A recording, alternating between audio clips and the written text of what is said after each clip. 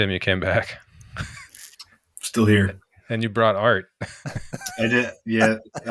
Last time I was on, I felt really left out at the backgrounds, the beautiful art you all had in the background. So I'm not an artist, so I just went and bought one really expensive piece from a gallery. So there you I go. like it. How long did that take you? I'm curious. 10 seconds, maybe?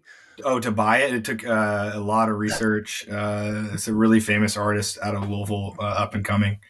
Yeah. So I finally caught him at a pop up gallery, and it's basically priceless. Is this artist, does he also double as a surgeon? Yes. Gotcha. Yeah. Oh, now we can't hear Russ. Unplug your doohickeys.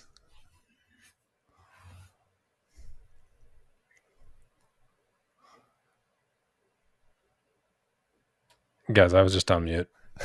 All right. I'm not really sure how that happened. This is off to a smashing start. All right, look, Tim, I got about 1 million questions for you, and about half of those are about robot surgery. So we're just going to start with those. I was going to ask you about your kids. I was going to ask you about art. I was going to ask you about guitar.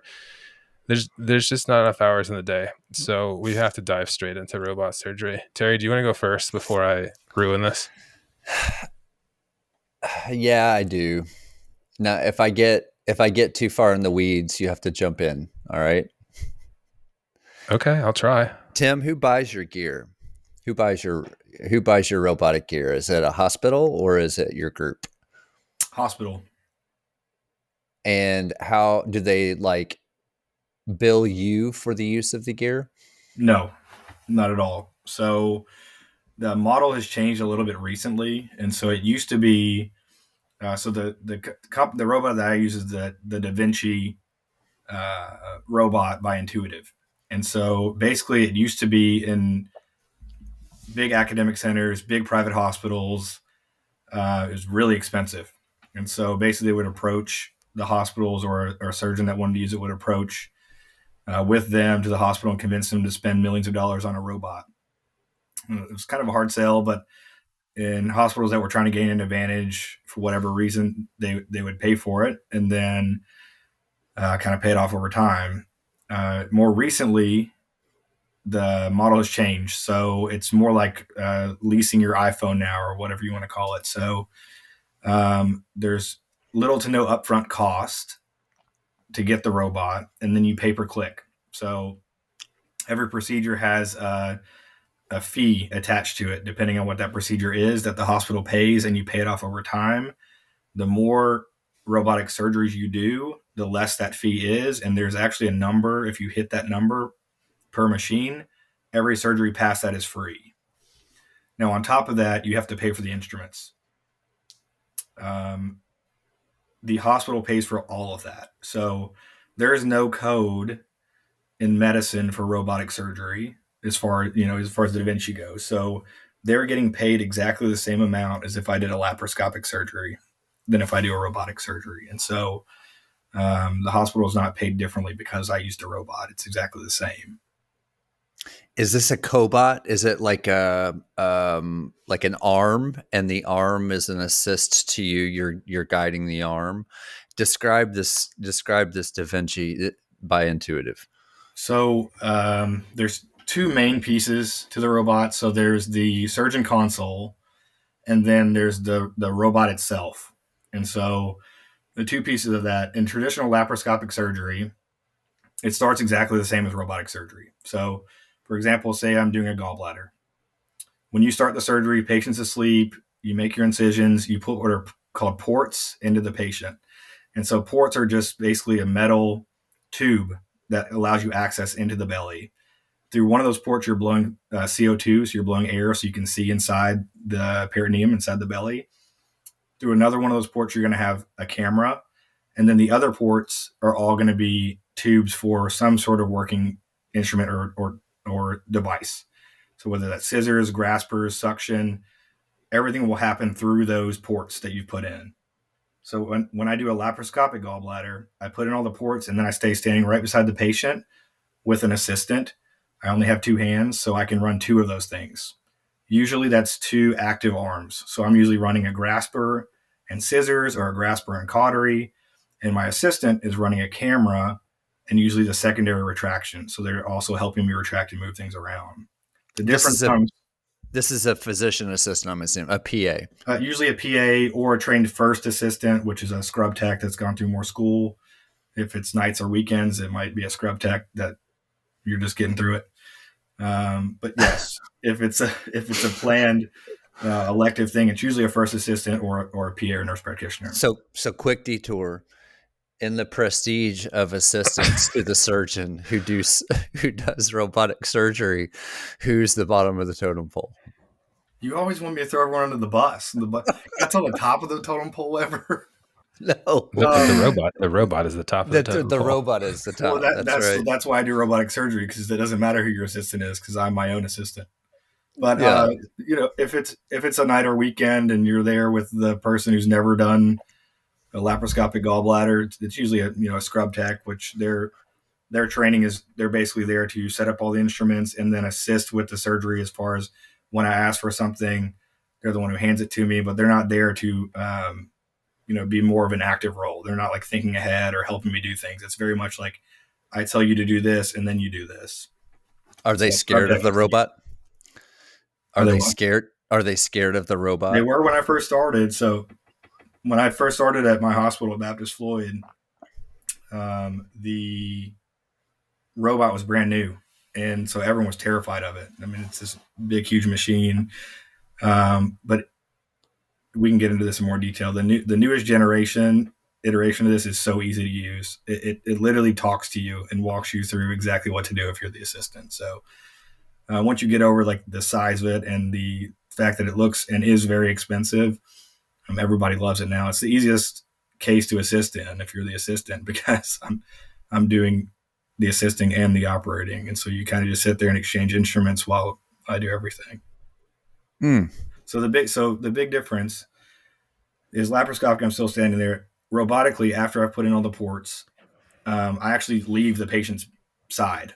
So I completely scrub out. I take out all the sterile things, and then I go to the surgeon console. And so there's still a person who's standing beside the bed, but it's not the surgeon anymore. And their job is to exchange instruments. So if I'm using cautery, scissors, or something like that, and I need suction, they'll switch suction for cautery, but they're doing no active part of the surgery.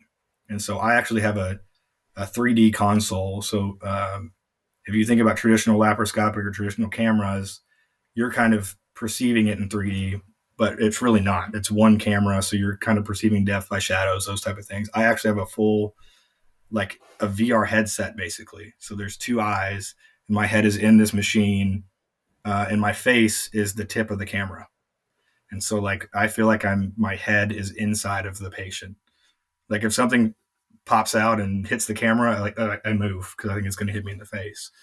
And then the tips of my fingers go through two little circles, like little pinchers, and those are the tips of the instruments. So if I have a grasper in my left hand, I want to retract something, I go like this, retract it. If I want to cut, I just cut. I want to burn. I have foot pedals that are cautery, so bipolar and monopolar cautery with my feet. And then I've got a clutch where I actually switch. I hit a button and it switches from different arms, so I can control 4 arms with the whole robotic console. And so basically, say I'm doing a gallbladder, my face is the camera. I hit one button and I can move the camera back and forth, twist it, turn it. Then my right hand is my right hand. So if I want to cut or grab, I do that. My left hand is my left hand. And then I have a clutch where I can clutch to my second left hand, where I also retract with that. So I have 4 things going on, and you're completely immersed in this experience while you're doing the surgery. Are there people that are bored or jaded by this yet? I mean, this is the first time I've ever heard of any of these things other than the words robot surgery. So to me, this is compelling, novel, futuristic, fascinating, engrossing, all of those adjectives. Are there people that are like, doopa doopa doo, just another day of robot surgery, can't wait till I'm out of this?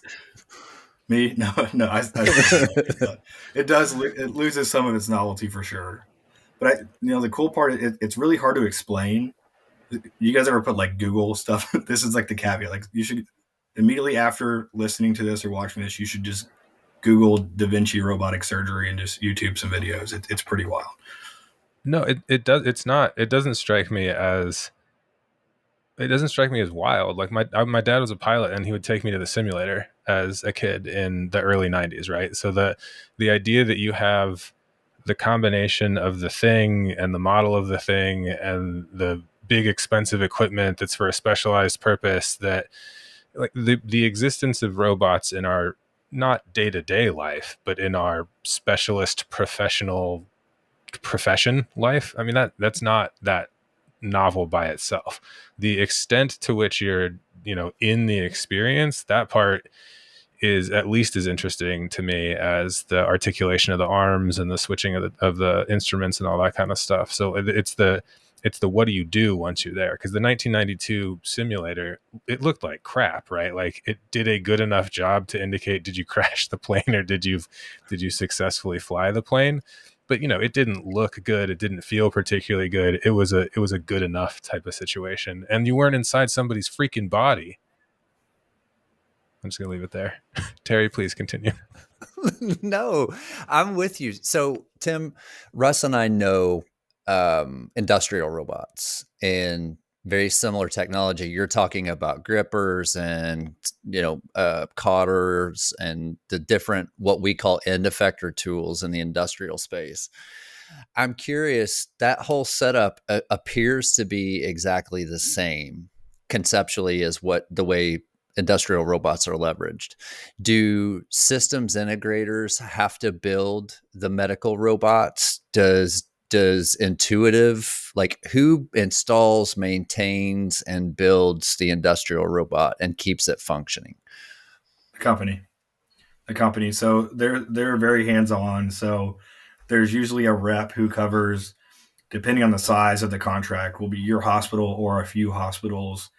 And definitely when you're up and starting, they're very hands on. They're there for most of the cases. They're providing support to the OR staff, troubleshooting those type of things. And even when a surgeon first starts on the console, they're still very, very hands on and training them, making sure that's going okay. And then they kind of fade away as you get more experience. But there's a direct line on the machine. If anything is to go wrong, call this number, a hotline type thing. And yeah, they bring all the instruments. There's someone on the ground in our hospital that orders things, but as far as outside of that, they do the rest. Are you surprised ever at the level of tolerance control of the robot? Like, with the precision of the way you're able to maneuver the arm and the precision of the cuts you're able to make. Are you ever surprised at that? Or is it, at this point, it's like it's doing what it's supposed to do? Were you ever? At this point, is doing what it's supposed to do. And I think early on, I was very surprised by little things like how good the camera was. Like you don't really understand that you're using a 2D camera and acting like you see depth on a laparoscopic screen until you really are in a 3D picture and I can actually see depth when I'm operating. Or the same idea, you really don't understand how much you miss the ability to move your wrist. You miss those little movements that we do open surgery. That's the whole idea. It's trying to recreate open surgery in a minimally invasive fashion. And you don't realize how much you miss those little movements. But now, like I said, it's so integrated into my movements when I'm operating that there's no disconnect. There's no like, oh, I want to cut here and the robot is cutting here. It really is like my hands are doing exactly what I want my hands to do. It's a huge divergence from industrial. Huge. Yeah. Like that this feels tactile. Is that accurate? It feels like it's a tactile experience. So that's the biggest negative when people first start doing robotic surgery. That's the biggest negative feedback, is you completely lose all tactile feedback. Yeah. So Open surgery would be the maximum amount of tactile feedback. Your hands are in the patient, you feel everything. Next step down is That's laparoscopic gross, by the way. surgery. You I mean, lose a lot of I that. know it's saving lives, but that's gross. Yeah, but it's gross, so that's why I don't do it. And then laparoscopic, you still have some feeling. You go to robotics, there's none at all tactile feedback. But people talk about the first 50 cases, you don't have that, and then at about around case 50, that comes back, and it's real. And I have no idea the science behind that. Hold on though. What's the actual feedback you'd be getting, or is it just you now don't have a sense of touch anymore, but you have sight experience, like that Right. little glop of pink thing is going to make this shape when I touch it with this sharp object. No, but it's more. It's more than that. It's not like I'm looking at this thing, do this thing, so I know there's this much attention on it. It's much quicker than that. It's like if I'm pulling something too hard and I'm looking at it, then I feel, no, not the actual feeling, but I know that I'm pulling too hard in the same sense I would as if I was doing laparoscopic surgery and I was pushing and I felt it pull back against me that I was pulling too hard. There's that And immediate feedback just from what I'm looking at that makes me, it replaces that sensation. so it's still just you still only have your eyes, and that's Right. it. You don't actually have a sense of touch. You've just sort of learned how it Right. goes. A stupid question. Any sense of smell, taste, or hearing in there? No taste, no smell. I can't hear things. I'm not deaf during robotic surgery. I mean, but are there things inside the body that are oral clues, like a sound? No. These are the things that people want to know, and by people I mean me. Not that I know of. Not that I've experienced. There's no microphone in there anyway, so you'd have to hear it through the hood of the thing. Right. Right. Have you ever got in to where you're going and there be something unexpected, like a Coke can or, like a piece of jewelry or, a bag of chips or something? Wait, Something hold like on. In like the gallbladder or the linguinal hernia regions? Sorry, I didn't mean to interrupt. pronounce that again. The hernia. Linguinal hernia. I don't think that's right. I think we need to go to the expert here. Is that Tim? Is he right? It's inguinal. The dinguinal. Yeah, dinguinal. You're adding an extra. You're adding extra stuff. There's no D or T. It's inguinal. Please tell me that's correct. I've never found jewelry in a gallbladder. There is an entity, so not one of the common causes, but not a rare cause of appendicitis in kids is worms. And so when you take out kids' appendixes, sometimes you cut through the appendix and worms start jumping out all over the place. That's no. That's why we do this. That's awesome. That is awesome. And the best way to know this, like, is there hold on, man, this opened a whole appendix full of worms for me. What would be the way that you would find out that there might be worms causing this and that there's a parasite situation as opposed to just like a rupture? Well, back in the day, they used to use two-sided tape. So you would put two-sided tape around the kid's anus, and these worms come out while you're sleeping, and they lay their eggs around your anus. And so you would take the two-sided tape and look, and if there were eggs on the tape, you knew they had pinworms. So how did that go out of fashion? I guess tape got expensive. I don't know what happened. Probably, probably still a thing in certain communities. Like it's a party thing. I'm sorry, I know so little about the appendix and inguinal hernias that I have to go back to things like how does an appendix problem present, whether it's a parasite or otherwise? Hurts? Yeah, real bad. really, really bad. in the guts.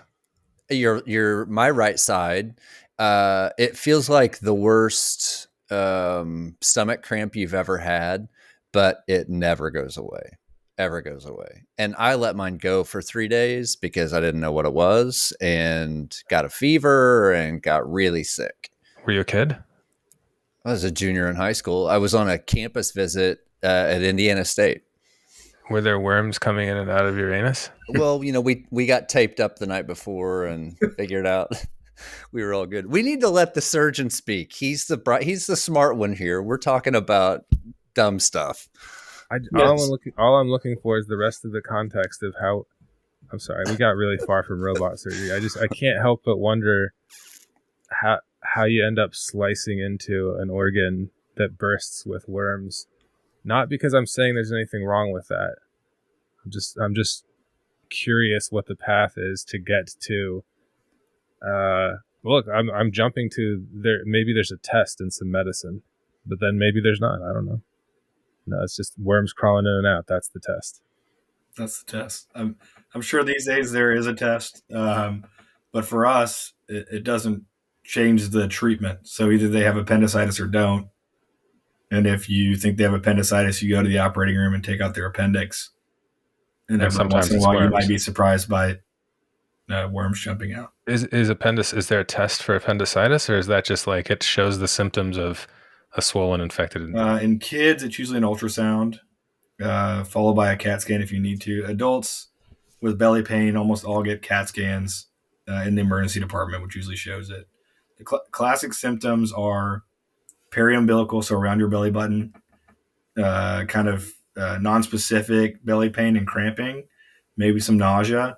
That's because the nerves in your appendix themselves aren't very good about saying where you're hurting, so you have kind of diffuse pain. And then once your what's called your peritoneum, that's the inside lining behind your muscles, get inflamed, that's more of an advanced sign. That's when you start having that right lower quadrant, that right-sided pain, because your actual muscle nerves are starting to hurt. And then you can get fever, elevated infection, labs, those type of things. And then in the old days, that'd be enough. You just take them to surgery. But now everyone usually gets some sort of image to confirm that's what's going on, and we take them to surgery. Is it? Go ahead, Terry. No, I was going to say, is it? And I do want to get back to the actual robot, but is it safe to say that, or was it? Has it been like wives' tale that you can die from not having from your appendix rupturing? Is that a true medical fact? Because my parents scared me to death with that. It would be exceedingly rare for someone in this country to die of perforated appendicitis. Even if you have perforated appendicitis, if you're close to a hospital and you're relatively healthy before that, you're going to be okay. We're gonna actually treat you with antibiotics and probably not do surgery. So if you've already busted your appendix and it's all contained in one area, basically your body just walls it off. So it puts everything on top of it and just says, you sit right here, makes an abscess, which is like a fluid-filled infection pocket. And then we have the radiologist actually with either an ultrasound or CAT scan guidance, put a drainage tube in that infection and drain out that infection. We treat you with antibiotics, and then we come back in a couple months and take out your appendix. That would be the natural course of perforated appendicitis in this country now. On the totem pole of it's always the totem pole.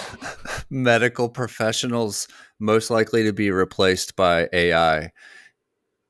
Who's the least prestigious? Is it radiologist? Who's going first? Yeah. Radiologist. Yeah.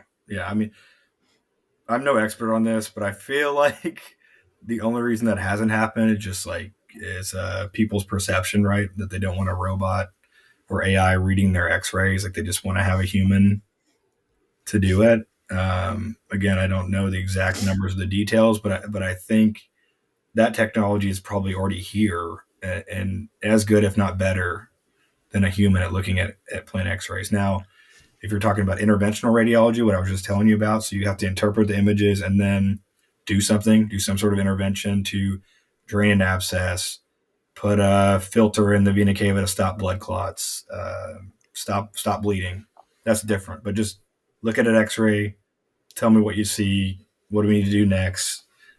I think that's probably that technology's here. So that was a segue question for me. My last question, Russ, and I'll back to you.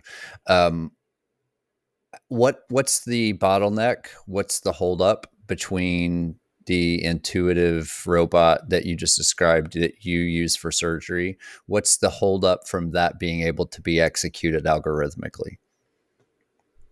Probably similar. Probably it's a lot more invasive as far as what a person would accept. So what a person would accept if a person is not willing to accept AI reading their X-ray, they're further away from accepting autonomous robot operating on them. And I think that is going to be the thing that saves me as far as my career. We talked about this a little bit last time, and I was talking to one of my friends. I didn't realize this already exists. So there's already a robot who can do, I don't know exactly what surgeries, but advanced surgeries, like take out a gallbladder, do bowel surgery with little to no input from humans. So that already exists right now, and it has existed since the article I saw was like 2019 or 2020. So 3 or 4 years this exists already. But I think that's the biggest barrier. It's just someone accepting, I'm going to go to a doctor, I'm going to get a surgery by a robot. What about the gap between quality of care between different service providers, right? Like I'm not going to ask you for the lowest totem pole on healthcare or hospital systems, but Oh, like let's do that. let's say I walk into a somewhat sketchy CVS Minute Clinic inside a Target. I'm not getting robot surgery there, not anytime soon. And then by the time the robot surgery comes to my sketchy Minute Clinic inside a Target, it's not going to look like the Davinci, and it's not going to cost millions of dollars. It's going to cost like some usurious rate, and it's going to have like questionable looks to it, and I'm going to be like, look, if this is the cheapest way you can get my pink eye cured, robot me right now. I want the robot because I don't want this pink eye anymore, and I'll take the robot happily. So sorry, this was sort of a soapbox in the form of a question. Disguised as a question. Between person acceptance of care from a robot versus fundamental differences between top shelf healthcare and bottom shelf healthcare, isn't that going to be a huge factor too? And this obviously has nothing to do with your expertise as robot surgeon. I'm sorry. No, but absolutely. But we talked last time that your vetting of your surgeon was a post on the internet, So Yeah, I understand what you're saying, but there's no way for consumers of healthcare to know how good their doctor is. That doesn't. That's a but they whole would nother. know how That's a whole nother good their topic. robot is, right? Oh, Right. I got that Cadillac robot. Terry only got the Chevy to get his gallbladder out, but I got the Cadillac robot. And so I don't know if that's on purpose or if that's something that we've just accepted in this country, or how healthcare is delivered in this country. But well, I realize there's also a huge assumption in my statement here. So when you talked about it being expensive to get the equipment, and then that business model shifting, I'm like building in this assumption here that robot surgery is somehow a high-end service. Is that true, or is this just sort of like maybe you're going to get a robot, maybe you're going to get a surgeon? They're both expensive, so whatever. exactly the same cost. So Okay. if you have been going to your same primary care physician for 20 years, and he plays golf with Dr. X on Saturday, and you happen to have a gallbladder problem, and he sends you to Dr. X because they have fun on weekends, but Dr. X happens to be a terrible surgeon, you're going to pay exactly the same price as if you somehow had access to everyone's outcomes and how they do the surgery and everything else, and you find that person and you go to them and get a robotic surgery. It's exactly the same cost. It's all billed based on a minimally invasive gallbladder. whether I do it robotically or laparoscopically, whether I'm good at it or I'm not, whether you have a good outcome or you don't. It's the same price to get that surgery done. Tim, I have a pretty serious question. Have you ever um, attempted to make ropa vieja yourself at home? What is Robo Vieja? I haven't. Did I tell you something in confidence that you're about to tell me? No, but it's delicious. How do you spell that? Is there an L at the beginning? It's linguinal. Robo Linguinal. V Robo Vieja? So ropa vieja, it's a Cuban dish and it's very tasty. So while Russ is, investigating that, I will ask the serious question. It's delicious.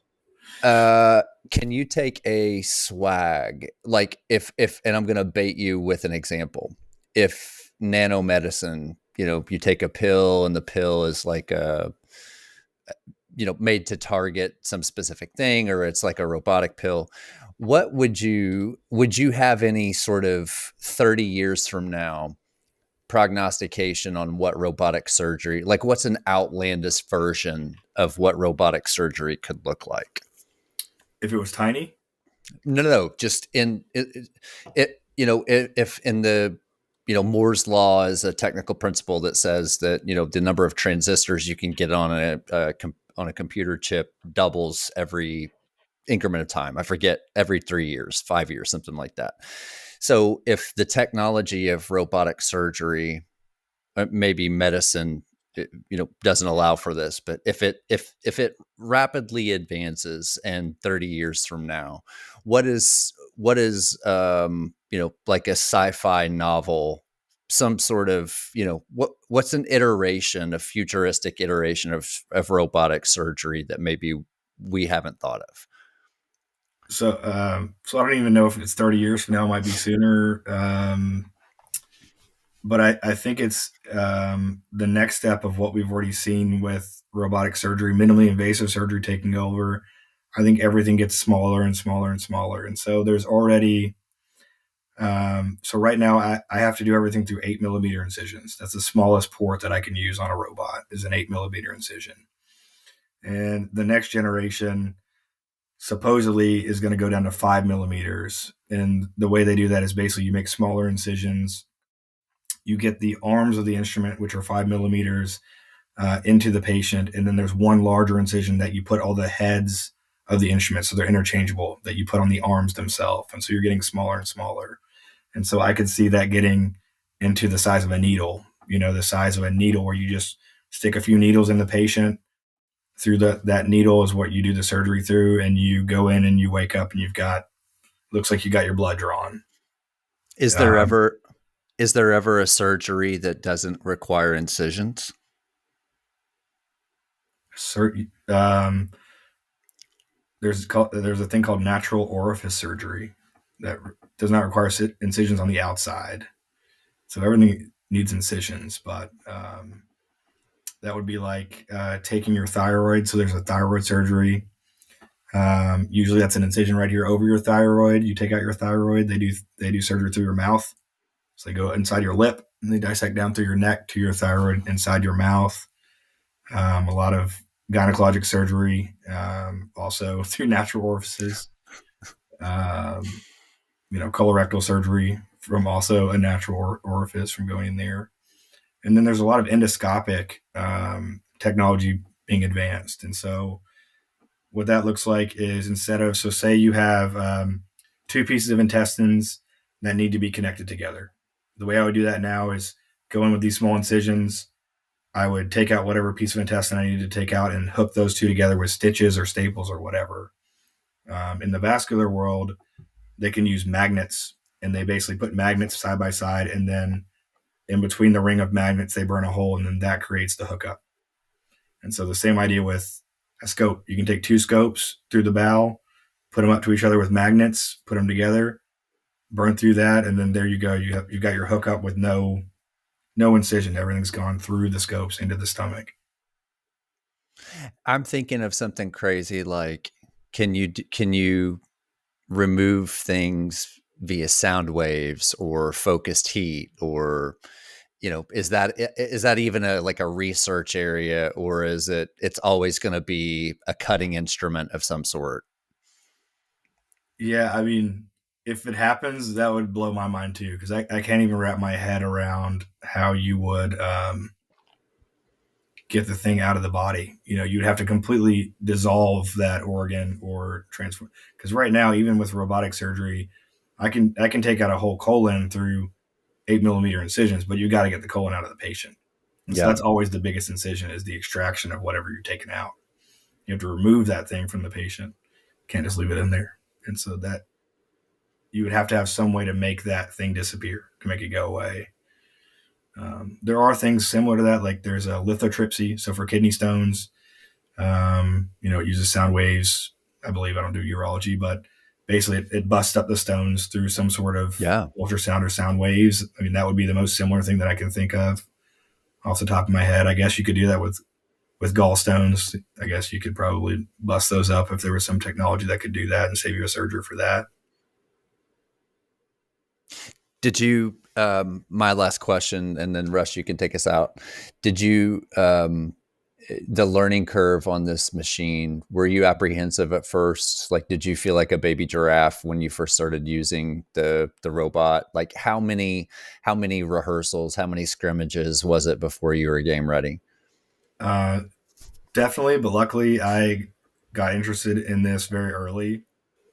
So, kind of early in residency, I thought this was really cool. I thought this is kind of the future of surgery, and so I kind of looked for ways to experience this more than most of my colleagues. And so, in residency, that's how everything is. You're always second fiddle. You're always the assistant. You're always learning, and then you have graduated responsibility. And so, as I was learning everything, I was also learning the robot. So luckily, it wasn't like a lot of people are now out in practice and then they have to actually learn how to use the robot while they've already been doing something else.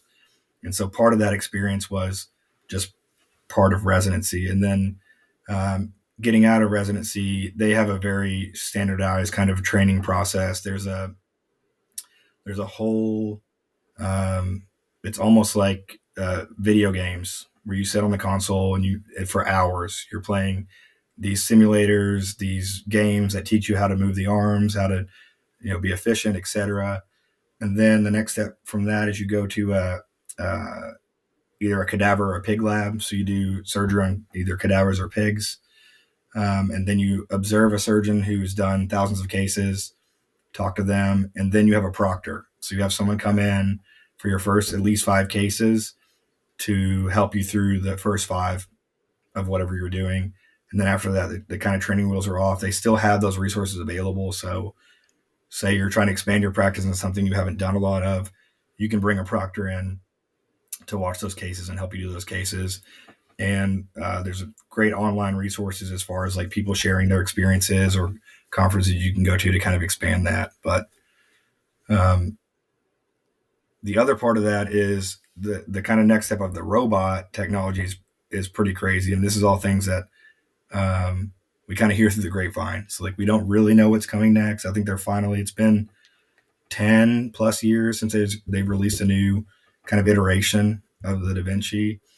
The next one I think is really souping up their software. So their processing power and everything. And so that's really where they're going with the next space. Things that I've heard of are you can take a CAT scan. So we get CAT scans of everyone now. So say I'm going to go take out someone's colon for a colon cancer. I have a picture of that colon and where the mass is. But right now they're separate. So I've got a static picture that was taken at some time. And then I have my surgery that I'm doing, and I'm trying to in my head recreate what that person looks like based on the CAT scan. But they're going to be able to load the CAT scan into the system with almost like a picture-in-a-picture view where the CAT scan is also in real time, where I can literally see the CAT scan moving while I'm moving what I'm looking at, and that those two things are right in front of me, so that I have a completely new ability to find masses, tumors, those type of things that I never had before. So we already have technology where you can inject dye in the IV, and I hit a button, It lights up the gallbladder bright green, all the ducts of the liver bright green. All the things I don't want to hurt. It's like cheating. Same thing with the ureters when I'm doing colon surgery. It's just a touch of a button. But all that is going to also improve as we go forward. And then the last one, which kind of circles back to what we're training AI to take our jobs, is a technology where that basically everything is recorded. And so as soon as you start doing robotic surgery, that surgery is recorded start to finish. It's automatically uploaded into their system, and they say it's so that you can go back and review everything and get better at surgery. And then also you have remote proctors. So say I'm in the middle of nowhere, I'm doing a case, I kind of run into some trouble, I don't really understand the anatomy, I can immediately call someone and they can look right in on my surgery, some professional that's done 3,000 colon surgeries, whatever, and tell me, kind of get me through that. And so that's going to be really helpful for us. But clearly, that's them recording all of our surgeries, and data is the biggest thing that they are getting from us.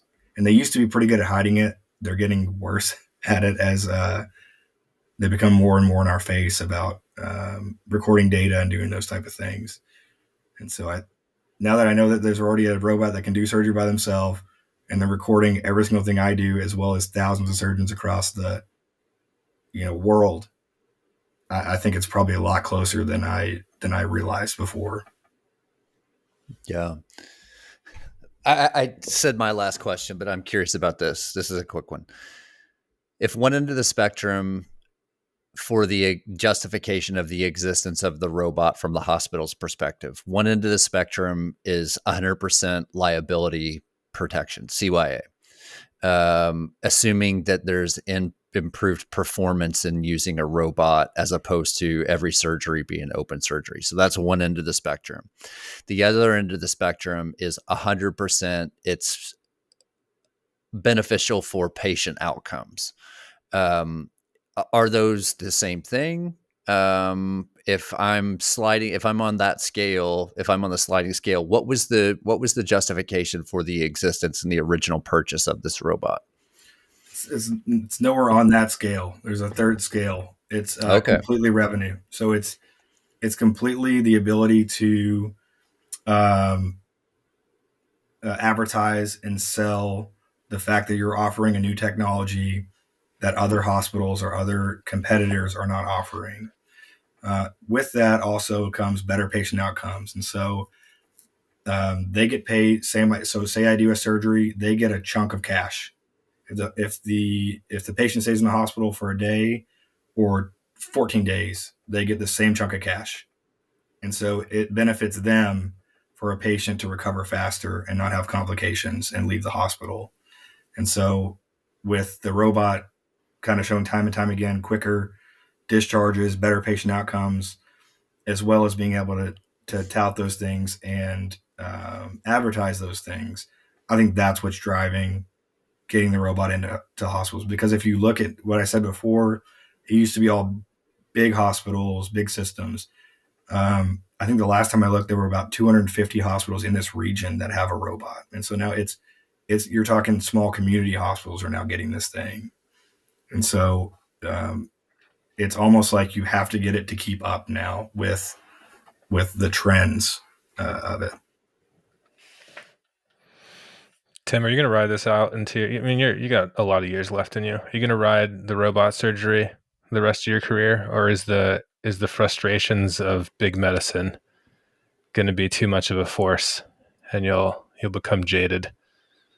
The frustrations of big medicine are already a force, and I'm already jaded. But I have a lot of student loans. So screw it. I'm going to go do robot surgery. I've already got the bad stuff. I'll go do robot surgery. Yeah, that makes sense. I've got student loans, and there are, I guess, some positives of the job. So I just keep showing up, and I do enjoy this. This is the best part of my job. Doing the robotic surgery itself is definitely the best part of my job. And so whether that'll be doing robotic surgery for big corporations or big medicine companies, or when it becomes even more common, if there are private practice places or smaller outpatient surgery facilities or things like that, that kind of minimize the the rest of medicine, you just kind of focus on surgery. I would be interested in that, but it's just not there yet. I'm still kind of stuck with the bigger hospital systems. Well, obviously, Terry and I don't directly feel your pain in that regard, but being Americans who sometimes get sick, we indirectly feel your pain in that regard. And we thank you for going out and fighting the good robot fight for us and all those other people with gallbladder problems and worms in their butts. Is that a good closing, Terry? I think so. What did I think? Worms in the butts was good. It was a good. You stuck the landing for sure. Great. I want to know if you saw ropa vieja and what is your impression? It's a delicious dish, by the way. I would eat it. You should eat it. It's amazing. It's got a heck of a name. Old Clothes. Yeah, right. Yeah. It's a doozy. I don't think cooking robots are going to be here before surgery robots based on 1 hour of Tim Dawson's expertise being told to me. So you heard it here first. Cooking robots are way behind surgery robots. And you should have Tim use a robot to cook for you if anybody's going to. Awesome. Terry, do you have any last words today? No, thank you, Tim. You're the best. Thanks a ton, Tim. I learned a lot again, just like last time. See you guys soon.